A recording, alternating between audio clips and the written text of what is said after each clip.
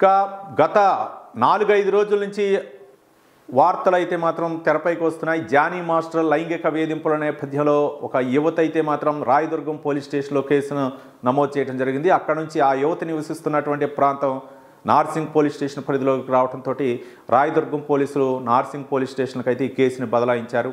అక్కడ ఆమె చెప్పినటువంటి స్టేట్మెంట్ ప్రకారం అయితే మాత్రం కేసులు నమోదు చేయడం జరిగింది. మొత్తానికి పలు సెక్షన్ల కింద కేసులు నమోదు చేశారు. గత కొంతకాలంగా డి ప్రోగ్రాం ద్వారా ఆమె అయితే మాత్రం ప్రోగ్రాంలో పార్టిసిపేట్ చేయడంతో ఆమెని ఆకర్షించాడు జానీ మాస్టర్ అని అభియోగం. మరోపక్క నీకు అవకాశాలు ఇస్తాను, ఆమె మధ్యప్రదేశ్కి చెందినటువంటి యువతి, నీకు అవకాశాలు ఇస్తాను, నా టీంలో జాయిన్ అవ్వని చెప్పేసి ఆమెకి ఆహ్వానించడం, ఆమె అదే ఆశతోటి ఆయన టీంలో జాయిన్ అవ్వటం, అప్పటి నుంచి కూడా లైంగిక వేధింపులకు గురి చేయటం ఒక మైనర్పై. అప్పుడు మైనరు, తర్వాత ఆమె కొరియోగ్రాఫరు, అసిస్టెంట్ కొరియోగ్రాఫర్గా వ్యవహరించడం, పలు సినిమాల్లో జానీ మాస్టర్తో కూడా కలిసి పనిచేయటం. ఇక జానీ మాస్టరు మరి ఆమెపై ఆశతోటో ఏమో ముంబైలో ఈవెంట్లకి లేకపోతే అందరికంటే కూడా ఆమెకి అవకాశం ఇవ్వటం, ఆమె ఏ రోజైనా సరే ససేమిరా అంటే ఆమెపై కొట్టడం, అలాగే వేధింపులకు గురి చేయటం, అలాగే సినిమా షూటింగ్ల సమయంలో కూడా ఆమెపై దుష్భాషలాడటం ఇట్లాంటివి చేశారు. ఎవరు అంటే షూటింగ్ జరుగుతున్నటువంటి సమయంలో అందరి ముందే ఒకానొక దశలో అద్దం తీసుకుని తలపై కూడా కొట్టాడని చెప్పేసి ఆమె ఆరోపించడం, బలమైన గాయాలు కూడా అయ్యాయని చెప్పేసి ఆరోపించడం, ఇట్లాంటి ఆరోపణల నేపథ్యంలో పోలీసులు కూడా పలు సెక్షన్ల కింద కేసు నమోదు చేశారు. 323, అలాగే 376, అలాగే 506 ఇలా కేసులు అయితే మాత్రం బలంగా పెట్టారు. మరోపక్క పోక్సో చట్టం కింద కేసు కనుక నేరారోపణ రుజువైతే, ఒకటి ఇక్కడ మెయిన్ పాయింట్ ఏంటంటే నేరారోపణ కనుక రుజువైతే, ఆ పోక్సో చట్టం కింద కనుక నేరారోపణ రుజువైతే ఇక యావజ్జీవ శిక్ష, దానికి బెయిల్ ఉండదు, బయటకు వచ్చే అవకాశాలు ఉండవు. ఎంత ప్రయత్నం చేసినా అంటే ఇది రుజువు అవటానికి శిక్ష పట్టడానికి సమయం పట్టిద్ది. ఈ లోపల బాధితురాలు అవ్వచ్చు, లేకపోతే వీళ్ళు సాక్ష్యాలను ప్రవేశపెట్టాలి, ఇవన్నీ జరుగుతూ ఉంటాయి. ఇవన్నీ కూడా అంటే వెంటనే అయిపోయే సమస్య కాదు, కొన్ని రోజులు టైం అయితే పడుతుంది. అప్పటి వరకు కూడా మరి ఏంటి బెయిల్ ఇస్తారా ఇవ్వరా? మరోపక్క నేరాలు ఏవైతే ఉన్నాయో ఆయనపై మోపినటువంటి నేరాలు, జానీ మాస్టర్పై మోపినటువంటి నేరాలు ఏవైతే ఉన్నాయో అవన్నీ కూడా రుజువు చేయాల్సినటువంటి అవసరం ఉంది. మరోపక్క కొరియోగ్రాఫర్ కార్డు 17 సంవత్సరాలకి ఎట్లా ఇస్తారు? ఒక మైనర్ అయినందుకు ఏ విధంగా ఇస్తారు? మైనర్పై రేపు, మరోపక్క మైనర్కి కొరియోగ్రాఫర్ కార్డు ఎట్లా ఇస్తారు? డాన్సర్ అవ్వచ్చు, ఎవరైనా సరే 18 సంవత్సరాలు నిండిన తర్వాతే కార్డులు. కానీ ఇప్పుడు భారతదేశంలో 18 సంవత్సరాలు నిండిన తర్వాతే పెళ్ళిళ్ళు కానీ లేకపోతే మేజర్ అనేటటువంటి అంశాన్ని మనం పొందుపరిచారు. ఏదైనా సరే ఆస్తులు కానీ ఏ విషయంలో అయినా సరే మేజర్ చెప్పింది. ఎవరన్నా వివాహం చేసుకుంటే కులాంతర వివాహాలు కానీ ప్రేమ వివాహాలు చేసుకుంటే మేజర్లా మైనర్లా అని చూస్తారు. మైనర్లు అయితే అది చెల్లదు. మేజర్లు అనుకోండి చట్టబద్ధత ఉంటుంది.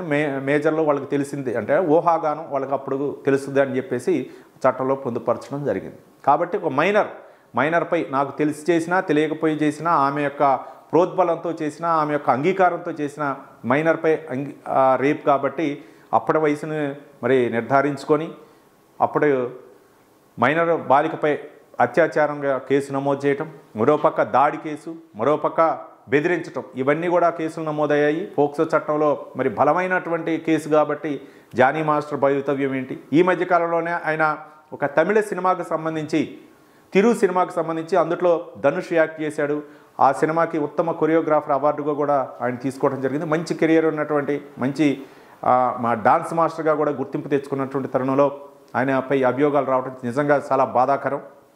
మరోపక్క ఆయన సతీమణి కూడా ఈ కంప్లైంట్ చేసినటువంటి యువతపై కూడా ఆమెపై కూడా ఆమె అంటే కొట్టడం, వేధింపులకు గురి చేసింది అనేటువంటి ఆరోపణలు, మరోపక్క మతం మార్చుకోవాలని ఒత్తిడి తీసుకురావడం, మళ్ళీ జానీ మాస్టర్ని పెళ్లి చేసుకోవాలి, ఇలా ఆరోపణలు వచ్చాయి. ఈ ఆరోపణలు అవి వాస్తవా కాదనేది మనం చూడాల్సినటువంటి కోర్టులో అది నేరారోపణ రుజువు కావాల్సినటువంటి అవసరం. ఈ ఆరోపణలు మరోపక్క ఇలాంటి తరుణంలో ఆమె ఎవరైతే కంప్లైంట్ చేసినటువంటి యువత ఉందో ఆ మహిళా కొరియోగ్రాఫరు, ఆమె పుష్ప 2 కూడా కొరియోగ్రాఫర్గా మహిళా కొరియోగ్రాఫర్గా వ్యవహరిస్తుంది. ఆ సినిమాలు కూడా మంచి అంటే పుష్ప 1 ఏ విధంగా బ్లాక్ బాస్టర్ అయిందో మనం చూసాం. అలాగే ఇప్పుడు పుష్ప 2 కూడా అందరూ కూడా అంచనాలు పుష్ప 2పై చాలామంది పెట్టుకున్నారు. కాబట్టి ఆ సినిమా కూడా సక్సెస్ అవుతుందని చెప్పేసి అందరూ ఎదురు చూస్తున్నట్టు తరుణంలో మంచి కెరియర్ ఇటు జానీ మాస్టర్ కానీ ఆ కంప్లైంట్ చేసినటువంటి యువతి కానీ ఇలాంటి తరుణంలో మన జానీ మాస్టర్పై కంప్లైంట్ రావడంతో ఒక్కసారిగా సినిమా ఇండస్ట్రీ మాత్రం ఉలిక్కిపడ్డటువంటి అంశం. మరి ఆయనపై నేరారోపణలు చెప్పడం ప్రకారం ఆయన జానీ మాస్టర్ కూడా ఒక సందర్భంలో మాట్లాడారు.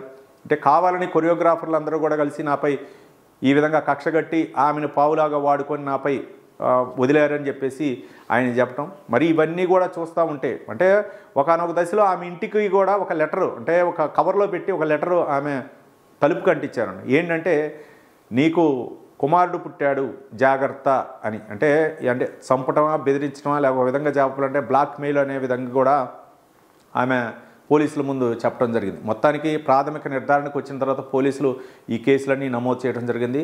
ఇక 376, 506, 323 అలాగే పోక్సో చట్టం కింద కేసు నమోదు చేయడంతో మరి కోర్టు ఏ విధంగా చర్యలు తీసుకుంటుంది, కోర్టు ముందు జానీ మాస్టర్ని అయితే మాత్రం ప్రవేశపెడతారు. ఒక పక్క పోలీసులు పట్టుకొని అంటే ఆయన్ని అదుపులోకి తీసుకొని వస్తున్నటువంటి తరుణంలో మరి కోర్టులో సాక్ష్యాలు రుజువు చేయాలి. ఇవన్నీ కూడా లాంగ్ ప్రాసెస్. కానీ మొత్తానికి ఇప్పుడు జానీ మాస్టర్ కెరియర్ ఏ విధంగా ఉండబోతుంది, సినిమా ఇండస్ట్రీలో ఆయనకి మరి ఏ విధంగా ఉండబోతుంది, ఆయనకి ఏ విధంగా సపోర్ట్ ఉంటారు, మరోపక్క బాధిత మహిళ చేసినటువంటి ఫిర్యాదుపై ఏ విధంగా స్పందిస్తారు అనేది మనం రానున్న రోజుల్లో చూడాల్సినటువంటి అంశం.